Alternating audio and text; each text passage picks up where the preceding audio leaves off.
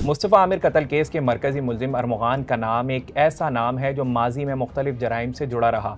जिसने शहर में बेखौफ होकर जराइम को सरअंजाम दिया और कानून नाफिज करने वाले इदारों को चकमा देता रहा। शहर भर में मुलजिम अरमुगान के खिलाफ 10 से ज़ायद मुकदमात दर्ज हैं और उन मुकदमात में अहम अंसर जो सामने आया है वो पैसा और पैसे का बेदरीग इस्तेमाल। मुलजिम अरमुगान शहर भर में वारदातें तो करता रहा, उसी हवाले से जब पैसे की जो रेल पेल सामने आई तो FIA anti money laundering cell ने 5 मार्च को खैबान मोमिन में वाक़ मुलजिम अरमुगान के घर पर छापा मारा और मुख्तलिफ शवाहिद इकट्ठे किए और उन शवाहिद की रोशनी में तहकीकात का आगाज़ किया। अब तक की तहकीकात के मुताबिक अरमुगान अपने घर से जो गैर कानूनी धंधा चला रहा था उसमें माहाना करोड़ों रुपए की रेल पेल थी, जिसको वो हासिल करने के बाद उसकी मनी लॉन्ड्रिंग करता था। इसी हवाले से अब नए इंकशाफात सामने आ रहे हैं कि मुस्तफ़ा आमिर कत्ल केस के मरकज़ी मुलजिम अरमुगान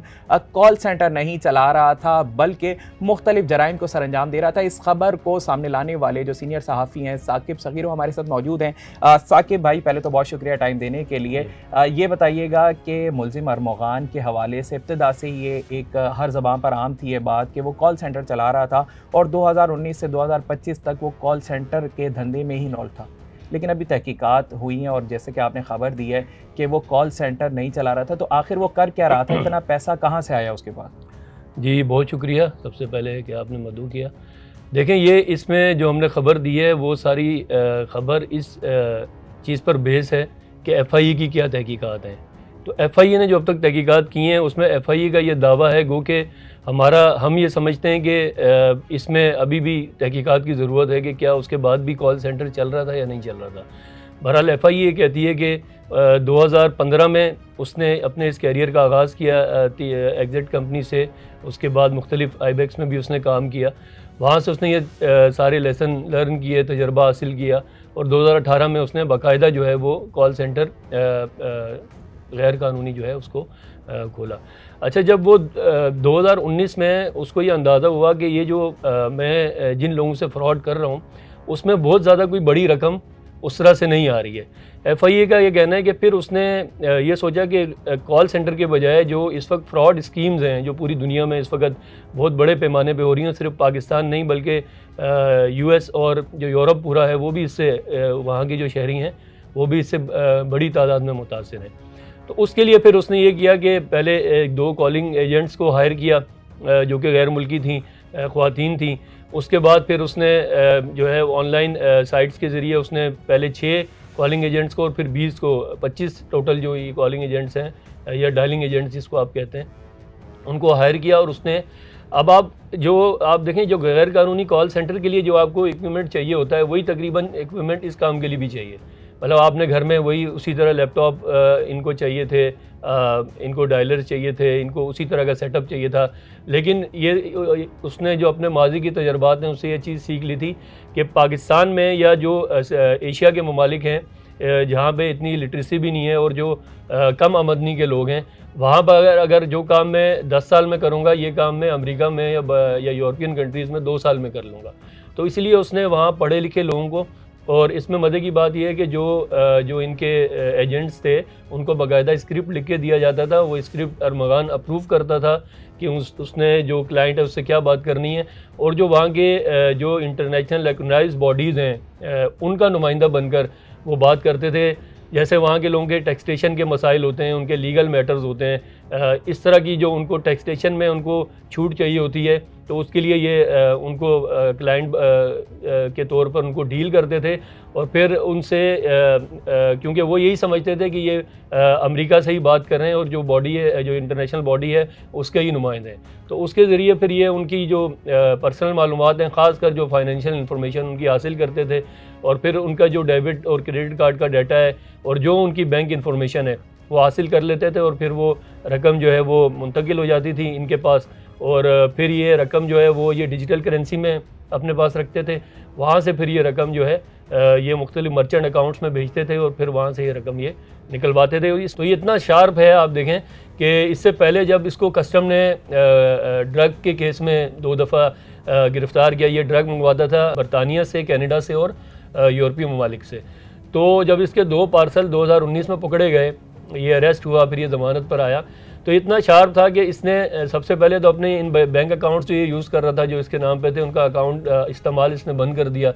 फिर इसने अपनी जो डिजिटल प्रेजेंस है वो कम से कम कर दी, क्योंकि इसको पता था कि मैं डिजिटल प्रेजेंस कहीं भी रखूँगा तो वो कहीं ना कहीं पकड़ी जाएगी और मेरा नाम सामने आएगा। और उसके बाद इसने अपने मोबाइल नंबर्स भी चेंज किए। तो ये शार्प तो आप देखें ये शुरू से ही था, उस वक्त से ही 2019 में भी इसने सारी चीज़ें की कि कानून नाफिज करने वाले इदारों की नज़रों में मैं दोबारा ना हूँ। अच्छा, इसमें जिस तरह आपने इस पहलू को उजागर किया कि माइंड गेम तो खैर हमने भी देखा कि काफ़ी जो है उसको इस्तेमाल करता था और टैक्टिक्स बड़ी मैटर कर रही थी, लेकिन आपने एक बात जो की कि सरकारी इदारे का अहदेदार बनकर अमेरिका में ये तमाम तर स्कैम को सरअंजाम देना, तो पाकिस्तान समेत क्या अमेरिका में भी क्या ट्रेस आउट नहीं किया गया? और दूसरी चीज़ ये बताइएगा कितनी रकम बताई जा रही है, क्योंकि एंटी मनी लॉन्ड्रिंग जो है इस पर FIA का जो सर्किल है वो तहकीकात भी कर रहा है, कोई फिगर्स दे दिए हैं उन्होंने अब तहकीकात में मजीद? देखिए फिगर्स तो जो एक तो जो आपने पहला सवाल किया, असल में ये जो उसमें जो सर्वर जो यूज़ करते हैं ना, उसमें जो उसका ओरिजिन होता है वो अमेरिका शो करता है, जैसे हम VPN यूज़ करते हैं, लेकिन ज़ाहिर है ये बैठे तो अमेरिका में नहीं है। तो जो कॉलर जो वहाँ पर जो क्लाइंट है वो उसको यही लगता था कि ये US से बैठ के ही कॉल कर रहे हैं। अच्छा, फिर जो क्योंकि ये जब आप VPN यूज़ करते हैं तो उसको पकड़ना, उसको ट्रेस करना इतना आसान नहीं होता। और दूसरा देखें इसमें एक अहम पहलू ये है कि आप ये देखें कि अगर ये मुस्तफ़ा आमिर का कत्ल ना होता और ये वाक़या ना होता जो कि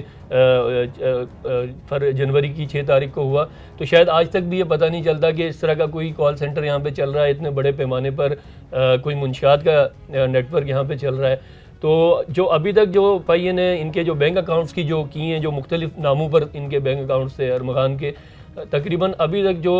जो उनका टर्न ओवर है वो 24 करोड़ रुपये से जायद का है, जो मजमूई टर्न ओवर है। और जो फ्रॉड की रकम है वो तो मिलियंस में है, डॉलर्स में है। उसकी तो अभी तक वो, क्योंकि अभी तक जितने उनको अकाउंट्स का पता लग रहा है, जितनी चीज़ों का पता लग रहा है, वो चीज़ें सामने आ रही हैं, क्योंकि अभी वो ज़ाहिर है उसका फ़ाइनल जो हतमी चालान है वो जब जमा होगा तो उसके बाद ही ये मज़ीद चीज़ें सामने आएंगी। अच्छा, इसमें क्योंकि ये जो अरमगान का केस है, क्योंकि मुस्तफ़ा आमिर कत्ल केस के बाद जो भी जराइम सामने आए वो काफ़ी देखा जाए तो खौफ की अलामत हैं। उसके अंदर बहुत से कानून नाफिज करने वाले इदारे हैं, उनकी कारकर्दगी पर सवालिया निशान है। मनशियात के पहलू को ले लें या धोखाधही या उसके अलावा जो भी फ्रॉड हुआ और कत्ल का संगीन जुर्म जो बिल्कुल सामने है, लेकिन आपको क्या लगता है कि इसमें कोई पुलिस या दीगर इदारों की जानिब से कोई प्रायोरिटी दे दी गई है किसी केस को, कि अगर मनशियात का केस है उसको पहले लेके जाया जा रहा है, साइबर क्राइम के केस को लेके जाया जा रहा है, या मुस्तफ़ा आमिर का कत्ल केस अब भी पहली प्रायोरिटी नज़र आ रहा है?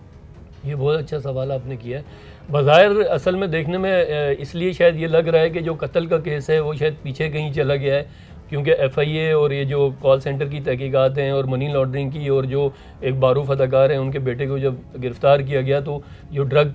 की जो तफ्तीश है या चीज़ें हैं वो सामने आई। लेकिन वो इसलिए शायद ये लग रहा है कि जो हमारी जो DIG CIA मुक़द्दस हैदर है उनसे बात हुई, उनका ये कहना है कि हमारे लिए जो सबसे प्रायोरिटी वाला जो केस है वो मर्डर और अगवा बराए तावान का है। गो के उसमें अब तक पुलिस ये पता नहीं लगा सकी कि अगवा बराए तावान की जो कॉल की थी उसके पेरेंट्स को वो किसने की। हालांकि आप देखें जनवरी का वाक़या है और अब तक ये पता नहीं चल सका कि जो अगवा बराए तावान की कॉल है वो कहाँ से आई। वो ये कहते हैं कि व्हाट्सएप नंबर था, बाहर का नंबर था, इसलिए उसको ट्रेस नहीं किया जा सका अब तक। लेकिन बहरहाल अभी जो हतमी चालान है, जो हमें आज ही हमारी बात हुई है सुबह, जो AVCC के जो काम है उनका कहना है कि इसी हफ्ते जो इसका चालान है वो जमा करा दिया जाएगा। अगर चालान जब जमा कराया जाएगा उससे हमें पुलिस के इंटेंट का पता चलेगा कि पुलिस इस केस को किस रुख में लेके जाना चाह रही है। एक तो ये, बाकी ये बात आपकी बिल्कुल ठीक है कि ये एक ऐसा केस है कि इसमें बहुत सारी चीज़ें एक साथ खुल गई हैं। एक तो ये जो कत्ल का केस है और अगवा बराए तावान का, किडनैपिंग फॉर रैंसम का केस है, उसके बाद कॉल सेंटर का केस है, उसमें एक बहुत बड़ी मतलब ये जो एक बहुत बड़े नेटवर्क का पता लगा है कि जिसको हम उर्फ़ आम में यहाँ पे जो डब्बा हम कहते हैं, जो गैर कानूनी कॉल सेंटर चल रहे हैं, अभी भी बहुत सारे चल रहे हैं। कल परसों भी FIA ने एक कार्रवाई की है और एक बड़ा उनका ये कहना है कि एक बड़े लेवल का कॉल सेंटर पकड़ा गया है जो कि अरमान के सेटअप की तरह इतना बड़ा तो नहीं था लेकिन उसी जैसा ही था। अच्छा, फिर इस वाक़े से एक जो नया इंकशाफ हुआ वो जो हमारे पोश इलाकों में सोसाइटी में जो ड्रग का यूज़ है, किस तरह ड्रग यहाँ आती है, किस तरह वो बाहर से मंगवाई जाती है, इंपोर्ट की जाती है, उसमें डार्क वेब का किस तरह यूज़ किया जा रहा है, उसमें जो हमारे जो कोरियर सर्विसेज हैं उनका क्या किरदार है, फिर हमारे जो इदारे हैं जैसे ANF है, एंटी नारकोटिक फोर्स है, या पुलिस है, उनका क्या किरदार है, वो क्यों नहीं उसको रोकथाम कर पा रही हैं। और अभी भी आप देखें जो मारूफ अदाकार हैं उनके बेटे जो साहिर हसन गिरफ्तार हुए, उससे जो इन्वेस्टिगेशन हुई है, उसने जिन जिन ड्रग डीलर्स के नाम लिए जो कि पोश इलाकों में, खासकर डिफेंस क्लिफ्टन में जो बड़े ड्रग डीलर्स थे, उनमें से अब तक कोई बड़ा ड्रग डीलर गिरफ्तार नहीं हुआ है। इतने इस हाइप क्रिएट होने के बाद भी और इस पे इतने प्रोग्राम्स होने के बाद माशरे में हमारी सिविल सोसाइटी की जानिब से TV चैनल्स पर, हमारे डिजिटल मीडिया पे इस पर इतने प्रोग्राम हुए, लेकिन अभी भी वो नेटवर्क तोड़ा नहीं जा सका है। मतलब अगर अभी भी इस वक्त आपको कोई ड्रग चाहिए, आपको व्हाट्सएप पे नंबर दस्तियाब हैं, आपको होम डिलीवरी मिल जाएगी। ये जो ममनुआ बोर का जो भारी वेपन जो उसके घर से मिला, वो भी इन्होंने जो इस वक्त उसके मोबाइल फ़ोन्स, पर्सनल लैपटॉप और जो वेपन्स हैं वो इन्होंने पंजाब फॉरेंसिक लैब भेजे हुए हैं। और ABCC का ये कहना है कि जो हतमी चालान है उसको जमा ना करवाने की एक वजह ये भी है कि जो वहाँ से फॉरेंसिक रिपोर्ट्स हैं वो अभी तक हमें मौसूल नहीं है। तो आप ये देखें कि ये एक केस जो आपने सवाल किया था, बहुत अच्छा सवाल था, कि एक केस से आप देखें 5-6 ये जराइम जो मुख्तलिफ हैं वो लिंक कर रहे हैं। अब ये इदारों का इम्तहान है कि इसमें प्रायोरिटी तो ज़ाहिर है, जो आपने भी बात की कि आपको जो मर्डर केस है, ज़ाहिर एक बंदे की जान चली गई, उससे बड़ा केस तो कोई नहीं हो सकता, चाहे उसमें जितना भी पैसा दूसरे केसेस में इन्वॉल्व है, लेकिन पहले तो आपकी जो प्रायोरिटी है उसी पे होनी चाहिए। इसी तरह जो मुंशियात का इतना बड़ा नेटवर्क जो मैंने आपको बताया कि अभी भी चल रहा है, इस वक्त भी हर रात अगर आप चले जाएँ, एक तरफ ये कहा जाता है कि जो शीशा सेंटर्स हैं या बार्स हैं उन पर पाबंदी है, लेकिन आप डिफेंस में रात में चले जाएं आपको सारे शीशा सेंटर्स खुले हुए मिलेंगे, खुलेआम शीशे का इस्तेमाल होता है। और उसके साथ साथ वहाँ पे ड्रग की जो तकसीम होती है या आप समझेंगे उसकी जो सेल होती है, जो उसके कारिंदे वहीं पर आके सेल करते हैं। अच्छा साकिब भाई, इसमें आपको सॉरी इंटरप्ट कर रहा हूँ कि आप मुझे बताएं, जिस तरह आपने तमाम पहलू का बताया है कि इस मुलजिम अरमगान के गिर्द बहुत सारे जराइम इकट्ठा हैं, क्या आपको ये लगता है कि जहाँ पुलिस और दीगर कानून नाफिज करने वाले इदारों की कारकर्दगी पर ये केस और ये तमाम तर जराइम सवालिया निशान है, तो क्या अब एग्जाम्पल बन सकती है जो पुलिस और दीगर तहकीकाती इदारे हैं, अगर इसको पूरी तरीके से सही तरीके से सर्व करें और बारीक बीनी से इस केस को लेकर जाएं, तो क्या ये आगे एग्जाम्पल बन जाएगा? बिल्कुल बन सकती है। सारी चीज़ें इंटेंशन की और विल की, अगर विल हो तो इस केस को एग्जाम्पल बना के आप ये जो 4-5 जितने जराइम हैं जो माशरे का नासूर बन चुके हैं और जिसमें हमारे यंगस्टर्स, नौजवान नस्ल जो है वो, चाहे देखें अगर आप गैर मुंशियात के अलावा भी अगर आपका नौजवान किसी गलत काम में इन्वॉल्व हो रहा है, अगर वो गैर कानूनी काम में इन्वॉल्व हो रहा है, वो दुनिया भर में आपका ये तासुर जा रहा है कि पाकिस्तान से बैठ के सिर्फ लोग ये काम फ्रॉड का काम करते हैं, लोगों के डॉलर्स हथियाते हैं, तो ये भी एक आपका नेगेटिव इमेज जा रहा है। और ज़ाहिर है जो नौजवान इस तरह के कॉल सेंटर में काम करेगा उसकी तो फिर जो ट्यूनिंग है या उसका जो ब्रेन वो उसी तरह ही चलेगा कि वो जराइम की नज़र से ही हर चीज़ को देखेगा कि मैंने पैसा कैसे कमाना है। तो अगर विल हो तो ये हर चीज़ को इस केस को इन 5 केसेस में या 6 जितने भी एक्सपेक्ट्स हैं, चाहे वो मनी लॉन्ड्रिंग का, वो एग्जाम्पल बनाया जा सकता है। लेकिन बज़ाहिर हमें नहीं लग रहा कि ऐसी कोई विल है। अगर अरमगान को सज़ा हो भी जाती है तो मुझे नहीं लगता कि, क्योंकि इस पर मीडिया प्रेशर इतना है और हाइप इतनी क्रिएट हो गई, और फिर इस केस में क्योंकि एक बंदे का, एक नौजवान का कत्ल हो गया, वो जान से चला गया, हो सकता है कि इसको कोई सज़ा हो जाए। लेकिन ऐसा कहीं भी नहीं लग रहा, या पुलिस की इंटेंशन से भी नहीं, या FIA की इंटेंशन से भी नहीं, या विल से भी नहीं लग रहा कि आइंदा ये चीज़ें ख़त्म हो जाएंगी या इसको एग्जाम्पल बना के आइंदा ये सारी चीज़ें रोक दी जाएंगी। आप देखें ना कि फ़ौरन बाद जब ये वाक़या हुआ, साहिर हसन की गिरफ्तारी हुई, फ़ौरन से पुलिस ने कहा कि हमने क्रैकडाउन शुरू कर दिया है ड्रग्स के खिलाफ। तो वो 4 दिन वो क्रैकडाउन रहा, उसके बाद वो क्रैकडाउन भी ख़त्म हो गया। डब्बे जो हैं वो अभी भी चल रहे हैं, मनी लॉन्ड्रिंग अभी भी हो रही है। जो सबसे बड़ा जो वेपन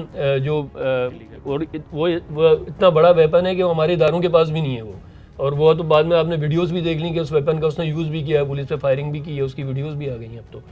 तो वेपन तो अभी भी आ रहा है। कराची में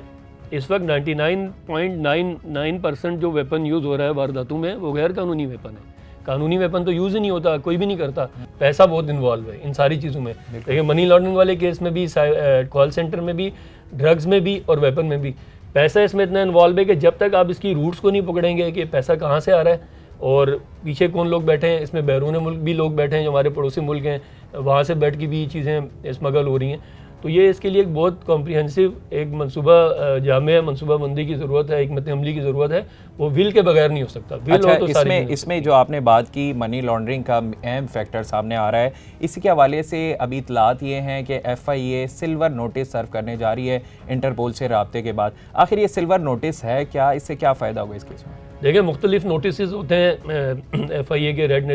नोटिस होता है और ब्लैक नोटिस होता है। सिल्वर नोटिस ये होता है कि आप क्योंकि जो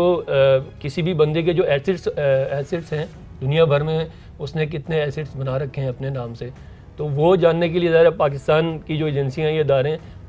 वो फिर इंटरपोल से रब्ता करते हैं, क्योंकि उनका एक्सेस नहीं है पूरी दुनिया में, या उनके पास एक्सेस नहीं होता कि वो पूरी दुनिया में मालूम कर सकें। तो इंटरपोल के ज़रिए फिर ये, क्योंकि वो एक इंटरनेशनल वो है बॉडी है, तो उसके ज़रिए तकरीबन 190 प्लस जो कंट्रीज़ हैं उनका एक आपस में ये मुआहिदा होता है। तो हमें जो बताया गया था डायरेक्टर FIA कराची की जानिब से, आज से तकरीबन महीना पहले ये बताया गया था कि इंटरपोल से रब्ता किया जा रहा है, और मेरे ख्याल में अब तो रब्ता कर लिया होगा और वो नोटिस जो लेटर है वो लिख लिया होगा। उससे ये होगा कि अरमगान के या उसके वालिद के, बेसिकली तो अभी अरमगान का ही पता कर रहे हैं कि उसके जितने भी एसेट्स दुनिया भर में उसके नाम से मौजूद होंगे, उनका पता चल जाए। चलें, बहुत शुक्रिया। साकिब सगीर सीनियर रिपोर्टर हमारे साथ मौजूद थे। ये मुस्तफ़ा आमिर कत्ल केस का मरकज़ी मुलजिम अरमगान के हवाले से जो अभी तक तमाम तर केसेस हैं उसमें जो अहम पेशरफ सामने आई है उसके हवाले से तमाम तर अहवाल के बारे में बताया, और इस बात को वाज़ेह किया है कि अगर तहकीकात को सही तरीके से किया जाए तो ये केस तमाम तर कानून नाफिज करने वाले इदारे बिलखुसूस कराची पुलिस के लिए एक एग्जाम्पल बन जाएगा, ताकि आने वाले दिनों में जो जराइम पेशा अफराद हैं वो इससे सबक हासिल कर सकें। इसी हवाले से इस केस की मुख्तलिफ पहलुओं से तहकीकात जारी है।